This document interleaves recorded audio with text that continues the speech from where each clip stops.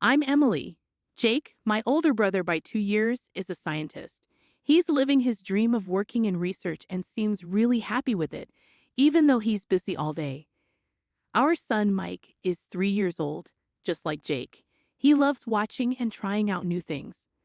Right now, he's really into the goldfish he caught at the fall festival. Our daughter, Sarah, is 1 year old.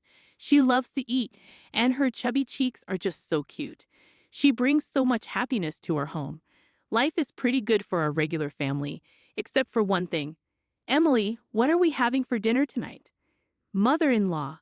Just as I was trying to calm down my crying daughter and finish cooking dinner, the doorbell rang without warning. My mother-in-law strolled into our house, as she often does around this time. While it's not always on the same day each week, her visits are frequent enough that my son hardly even glances away from the TV. My goodness, fried food again. That's not good, too oily. You should take better care of Jake's stomach when he comes home tired from work. It's not good for the grandkids either. But Mike really enjoys it. Well, that's because you only give him junk. Look, I've made a creamy vegetable stew and minestrone for you. It's important for the kids to get used to Western food from an early age. My mother-in-law began setting the table with the large containers of creamy stew and minestrone she brought. It's a lot, enough to last for at least 3 days, and I felt a bit disheartened just looking at the stew, which was mostly carrots and cabbage. Come on, snap out of it. I'll take the food you made home with me, so go ahead and pack it up. It's not tasty, but we can't waste food. This was routine. Last time she visited unexpectedly, she replaced my clam chowder with her own fried chicken. She left without even sparing a glance at her grandchildren, clutching the still warm container. Once the front door closed, my son turned to me. Softly, Grandma took my fried chicken again. My heart ached seeing the sadness on my son's face. Don't worry, there's a little bit of meat left. Just wait a moment. Yay! As I heated up the oil again, I felt relieved seeing my son's joyful reaction to my words. However, my inner dissatisfaction lingered. My mother-in-law had become increasingly intrusive since my marriage, and it had worsened over the last year.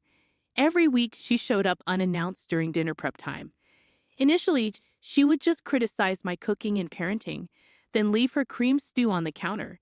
But for the past 6 months, she started taking my food home with her, effectively ruining our meal. I couldn't fathom my mother-in-law, who lived alone since my father-in-law passed away, eating all 3 servings. She was probably throwing it away. As I prepared baby food and distracted the kids, I managed to cook. It was tough, but seeing my family's happy faces kept me going. Yet, my fried chicken, braised pork, mapo tofu, and hamburgers, all of it, got taken away. I grew up in a family that owned a restaurant, and my dad taught me how to cook, so I'm pretty confident in my culinary skills. And honestly, I think my food tastes better than my mother-in-law's overly sweet cream stew. It bothers me to have my abilities undermined by her, but with Mike in the picture, I've been finding it hard to stand up to my mother-in-law, who is also his grandma. More cream stew? Jake, who comes home after the kids have gone to sleep, makes a face when he sees dinner. Since only Mike's share of fried chicken was left, I served Jake a large platter of the cream stew. What can I do? It's what my mother-in-law brings over. If you don't like it, you can tell her. Yeah, I guess. Jake pokes at the stew, showing little enthusiasm.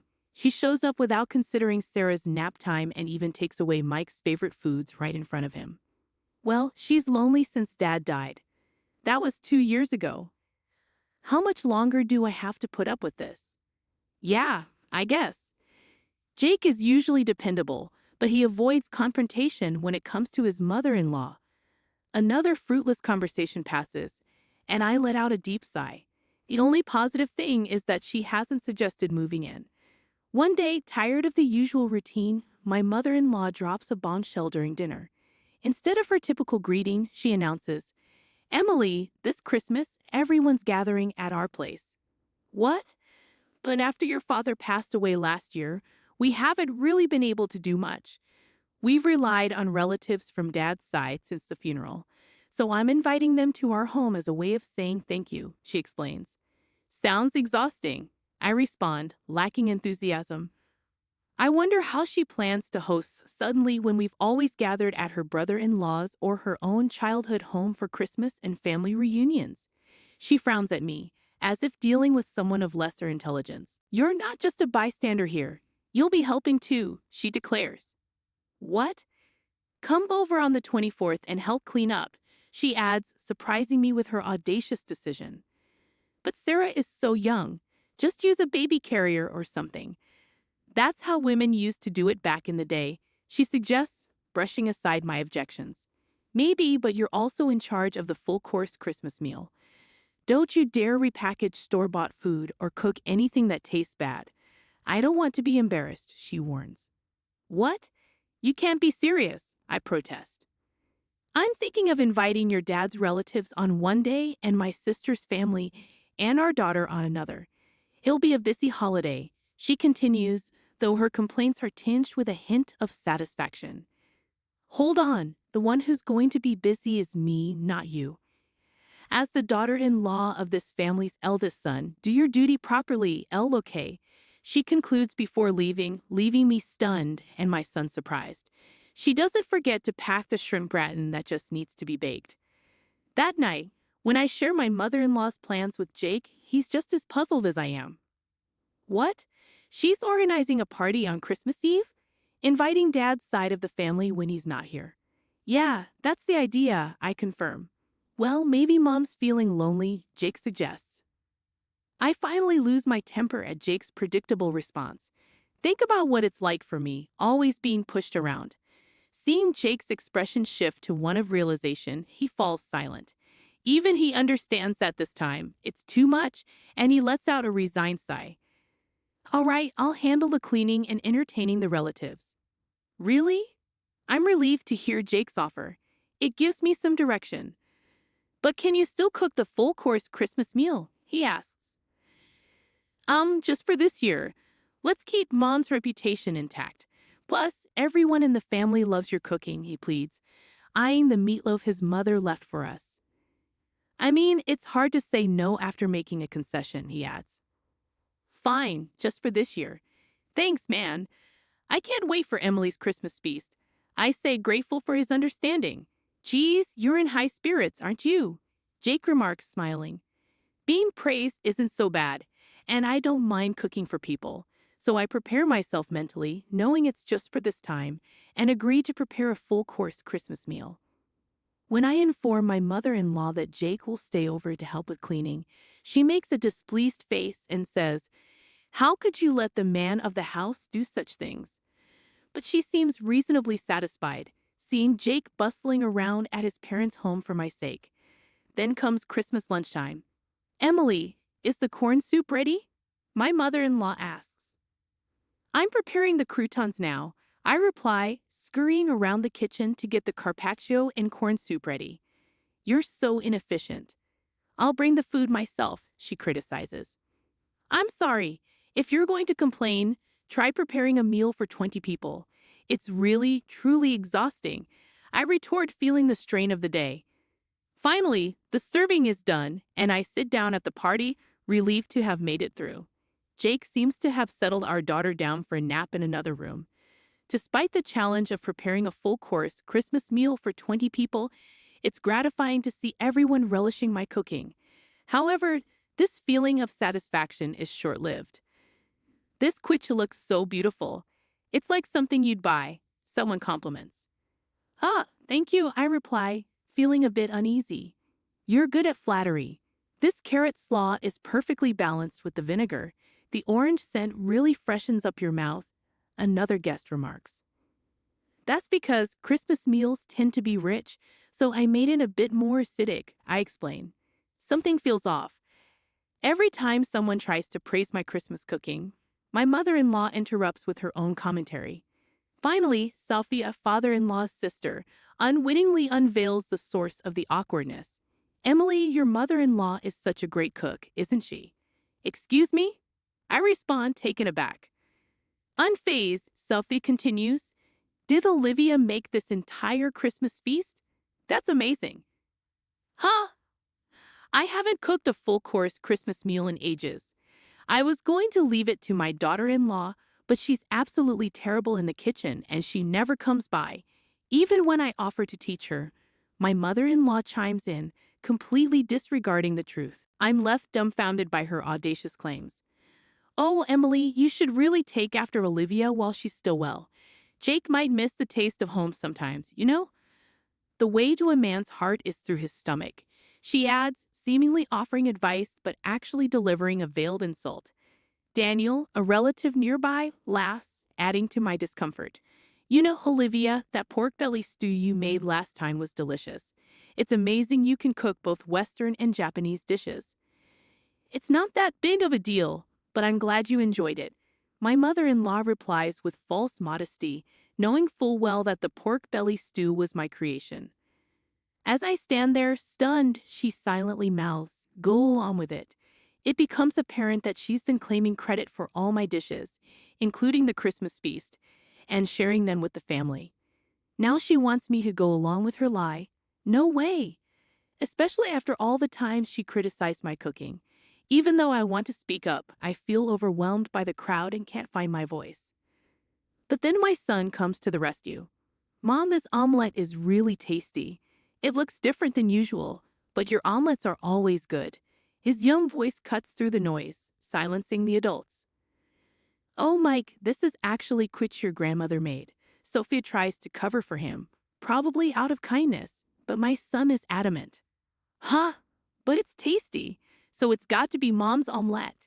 Grandma's omelette is super sweet and gritty. It doesn't taste good. He insists passionately, waving his hands around, leaving the adults looking puzzled. Of course, my mother-in-law panics. Emily, don't teach the child to lie. Excuse me? Who's the one lying here, Mom? Am I a liar? Mike looks up at me, his face full of uncertainty. That's when I felt my anger rising. I felt silly. I didn't care what people thought of my mother-in-law or Jake. I tolerated her because she's Jake's mom and Mike's grandma, but turning my grandson into a liar just to save face, that's not right. If she's going to make my child lie, I'll stand up for what's right, even if it means being seen as the bad guy. I took a deep breath and stood tall. Mike isn't a liar. You're the one lying, Grandma. Huh, she looked surprised. She probably didn't expect me to confront her. I stood up and pointed dramatically at the table. I made this entire Christmas meal, including the corn soup, from start to finish. What? The room erupted in shock. My flustered mother-in-law began to panic and shout, Wait, Emily, you're lying. Are you out of your mind? I'm not lying, Sophia. You said you got the pork belly stew from Grandma, right? I turned to Sophia, who looked surprised. Ah, yes, it was delicious, Sophia admitted. I made that too, I revealed. Ha! Sophia looked bewildered. You're terrible, taking credit for Jake's mom's cooking and trying to frame her. You're the worst daughter-in-law. Then can you tell me the recipe for the pork belly stew, mother-in-law? I challenged. What? Well, she hesitated, then suddenly exclaimed, It's a secret. It's a secret family recipe, so I can't tell you in public. You don't have to give details or measurements, just the basics, I insisted. Even the relatives who were disgusted by our petty fight started to see who was in the right. Emily, that's enough. My husband Jake intervened. He had apparently finished putting our daughter to sleep and silently appeared near the door, restraining me with a stern voice and face. My mother-in-law clung to Jake as if he was her ally, looking like a tragic heroine. Jake, what's up with your daughter-in-law? She's calling me a liar. That's awful, Mom. You're the awful one here. What? Mother-in-law's mouth dropped open. This entire Christmas feast? Emily made it all? Yes, she did, while taking care of the kids. Trying to take credit for it is pretty low, Jake, I affirmed. Sophia, the only thing Mom made is that massive bowl of creamy stew over there. Have you tried it? Jake pointed out. Huh? Yeah, Sophia responded, visibly shaken. Yeah, it was insanely sweet, wasn't it? Mom thinks if it's sweet, it's tasty. She's always been so cautious about salt and oil, but uses sugar with no limits, so all her dishes taste like a block of sugar, Jake explained. Is that so? The pork belly stew was probably made by my daughter-in-law too. If you got any other dishes from Mom recently, they were likely made by Emily, Jake continued. Really? Even that meatloaf? Sophie asked. That was me. And the mapo tofu and shrimp gratin. That was me, I confirmed. Everyone in the family was disillusioned with mother-in-law because of her own son's revelation. Isn't that right, Mom? Jake challenged. Mother-in-law, exposed for all her lies, started panicking. It seemed like she had given up on lying and was now trying to appeal to Jake's emotions. Why? Why are you siding with your daughter-in-law? I'm your mom, she pleaded. I didn't want to have to say this either, Mom, Jake responded solemnly. I thought you were just lonely because Dad isn't here, so I've been having Emily put up with you. But this isn't anything but harassment towards her. There's no reason to protect you anymore. Don't see Emily or the kids ever again, Jake firmly tells his mother, dismissing her pleas. He starts cleaning up the Christmas feast and then apologizes to the relatives. I'm sorry for the disturbance this Christmas, Emily. Mike, let's go, Jake says as he takes Mike's hand and stands up. Mike looks at his grandmother and asks, Grandma, where's your I'm sorry? Huh? When you lie, you say I'm sorry, then you get forgiven, right? Isn't that right, Mom? Mike questions. Huh? His grandmother stammers, unable to respond. I get it.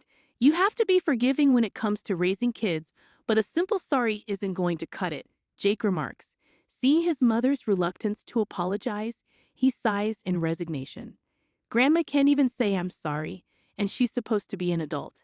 How sad. Let's go home and have Mom's delicious Christmas feast, okay? Jake suggests to Mike. Oh, we left behind a growling mother-in-law and confused relatives, carrying our sleeping daughter and the Christmas feast as we left Mike's house. We went straight to my parents' place and served the Christmas feast. Everyone was delighted and ate with joy. This is what I had been striving for, so my heart was full. Jake, of course, apologized profusely and promised never to let us meet mother-in-law again. The atmosphere at my house stayed uncomfortable. The relatives left, leaving only my mother-in-law and some bland food. The next day, my mother-in-law's sister, her husband, and Jake's sister visited as promised. When they saw the bland food, they laughed and said, We expected as much. It seems my mother-in-law's lack of cooking skills was well known among her relatives. So you boasted about hosting a Christmas feast? I wondered what trick you'd pull, they teased. Maybe you're just jealous of Emily, who's good at cooking and praised by Jake and Mike. Sorry for the inconvenience, they added. After hearing the details from Jake, my sister-in-law thanked me for my efforts. I'm sorry for jumping to conclusions. Turns out Sophia also enjoys cooking, and we bonded over a recipe for braised pork belly, she said. The misunderstanding with Jake was cleared up, and I found new friends who share my cooking hobby. I felt refreshed, enjoying a carefree Christmas. Of course, my mother-in-law wasn't going to give up easily, but I was prepared. As I was making cornbread, my phone rang. It was my mother-in-law. She was furious on the other end of the line. Excuse me, where are you? It's dinner time. Do your duty as a wife. Are you making the same mistake in coming over again? She scolded. No thanks, I replied. What? You'll be the one left out by the family, she warned. That won't be a problem. Actually, it was you who got shunned by the relatives. I've even made plans to cook with Sophia next time, I informed her. What? Mother-in-law probably never imagined that I'd become close to father-in-law's side of the family. I informed my mother-in-law that I wouldn't be returning to her house. Instead, my kids and I have been staying at my parents' house since Christmas. We're planning to find a new place to live now that the holidays are over. Despite my mother-in-law's insistence on living near her, Jake's workplace is closer to my parents' house. Since my mother-in-law couldn't heed Jake's warning to stay away from me, we've decided to physically distance ourselves. Right now, Jake is the only one living at his parents' house, and he'll leave once he's ready. When my mother-in-law demanded to know where we were, I simply responded that she couldn't get away with not cherishing Jake's mom. However, I reminded her that both Jake and his sister had forgiven her, so it was okay. With that, I thanked her for everything and said goodbye before hanging up and blocking her number to ensure I never had to hear her voice again. 2 years later, my family eagerly waits for my cooking in the living room, playing around as I fry burgers in the kitchen. It warms my heart to see them eagerly awaiting my cooking with smiles on their faces.